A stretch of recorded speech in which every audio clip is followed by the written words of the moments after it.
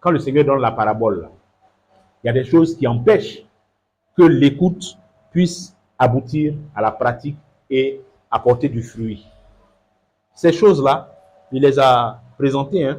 Celui qui reçoit la parole du royaume sur le chemin, c'est le cœur qui écoute et qui ne comprend rien de ce qu'on dit. Le cœur qui écoute et qui ne comprend rien. Le cœur qui vient, qui est assidu, qui vient aux réunions, qui écoute les enseignements, qui va même sur YouTube, les choses qu'on a enregistrées, qu'on a mis là, il écoute, il ne comprend pas. Mais lui, il se contente du fait qu'il a écouté. Il se contente du fait que, bon, il est venu, il a écouté, bon, le gars a parlé pendant 1 heure, bon, il a écouté, et puis c'est tout, quoi.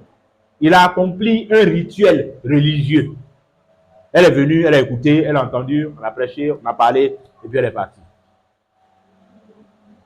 Quand elle a sorti tout à l'heure, là, quand tu as lui demandé on a parlé de quoi, elle ne peut pas dire de quoi on a parlé.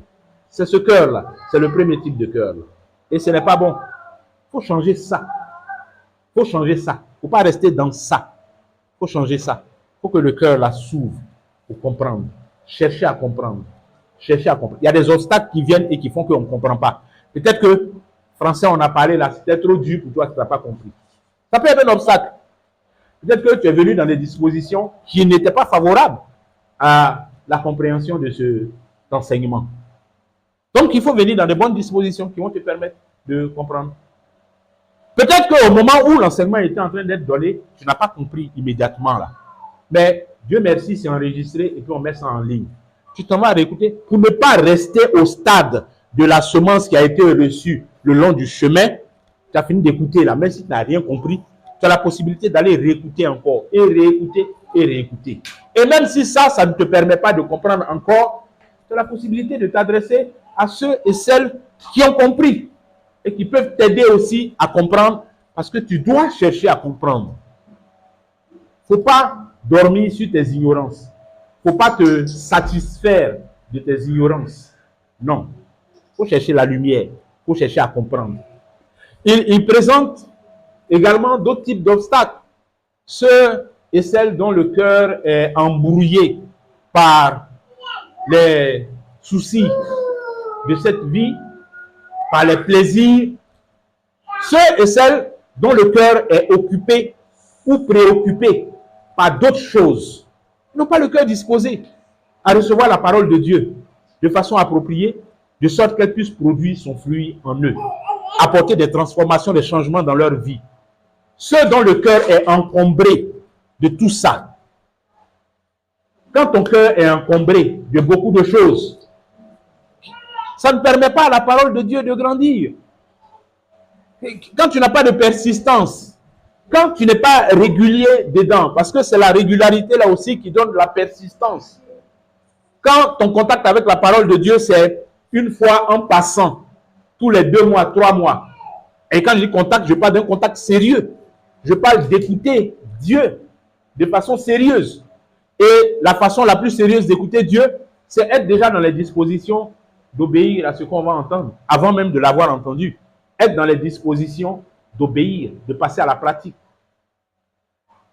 C'est ça les dispositions qui permettent que les épines n'empêchent pas la parole de porter du fruit, qui font que les pierres, les épreuves, les persécutions ne deviennent pas pour nous une occasion de chute. Mais parce qu'on a habitué le cœur à ça, on a appris à être dans les dispositions qui vont nous permettre, voilà, de débroussailler le cœur. Quand le Seigneur donne la parabole du semeur à elle, les 4 types de cœur, là, ça ne veut pas dire que les 3 premiers qui sont mauvais, là, c'est des catégories inamovibles. Ça veut dire, il y a des gens, eux, c'est sur le chemin, ils sont dans ça. C'est fini, c'est leur destinée qui est là. Eux, ils ne comprendront jamais rien de la parole de Dieu et c'est eux, c'est leur catégorie qui est là. Et puis il y a d'autres aussi, eux, c'est le monde qui est rempli dans leur tête, c'est les plaisirs, c'est les soucis de chercher à devenir riche, à faire quoi? Réussir dans la vie. C'est ça qui est leur intérêt principal. Donc eux, ils vont rester dedans. Et puis, il y a la catégorie de ceux qui comprennent toujours et eux aussi, ils vont... Non, ce sont différents états de cœur qui peuvent changer et qui doivent changer. De sorte que si quelqu'un, à un moment donné, se rend compte qu'il est dans la condition de ceux qui reçoivent la parole dans un cœur aride, qui n'est pas disposé, qui ne comprend même pas, mais il y a la possibilité de changer. Il y a la possibilité de passer d'un cœur rempli de pierre dans lequel la parole de Dieu peut pousser à un moment et puis elle va mourir aussitôt après. Il y a la possibilité de passer de ça à un cœur qui est débarrassé de ces pierres-là. Il y a la possibilité de passer d'un cœur qui est rempli des ronces et des épines, qui étouffe la parole et qui l'empêche de porter du fruit et de donner une vie changée, transformée, victorieuse dans la marche avec Christ, pour passer à ce cœur, quatrième type de cœur-là, que le Seigneur présente comme exemplaire, dans lequel un grain en donne 100, un autre 60 et un autre 30. Oui, et c'est ça, c'est à ça que nous devons chercher à ressembler. Nos cœurs là, nous devons désirer que les cœurs que nous avons deviennent comme ça vis-à-vis de la parole de Dieu. Que nos cœurs soient des cœurs débarrassés des pierres, des épines. Que ça ne soit pas des cœurs comme le long du chemin. Donc, des cœurs disposés à entendre, à comprendre et puis à vivre selon la parole que nous avons entendue, dans l'obéissance, avec zèle, avec persévérance, avec insistance, avec endurance. Pas que ça sera facile, parce que par moment, bon, peut-être que les ronces et les épines là vont vouloir repousser, mais que par l'Esprit de Dieu, ces choses-là puissent mourir et laisser la parole croître facilement. Peut-être que par moment, il y a des pierres qui vont se présenter quelque part là-bas, qui vont empêcher la parole de prendre racine en nous, de sorte que nous soyons établis dedans et que nous marchions en nouveauté de vie de façon victorieuse devant le Seigneur.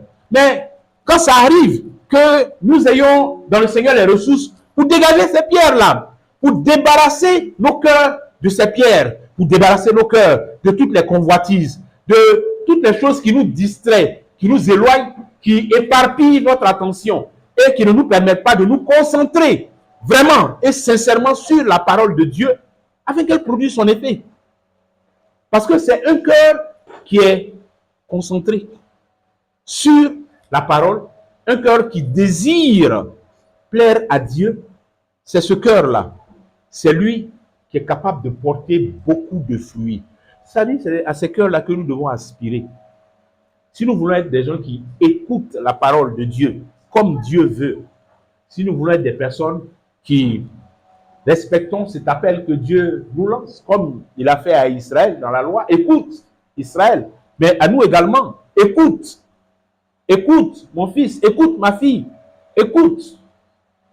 Mais si nous voulons être des auditeurs et de bons auditeurs de la parole de Dieu, bien aimés, des auditeurs qui sont capables d'écouter, mais pas seulement d'écouter, de comprendre et puis de s'appliquer à s'engager dans l'obéissance et à persévérer dans cette obéissance-là jusqu'à ce que le fruit apparaissent, il faut qu'on se mette dans les dispositions et il faut que nous désirions ça. Il faut le désirer. Il faut vouloir être comme ça.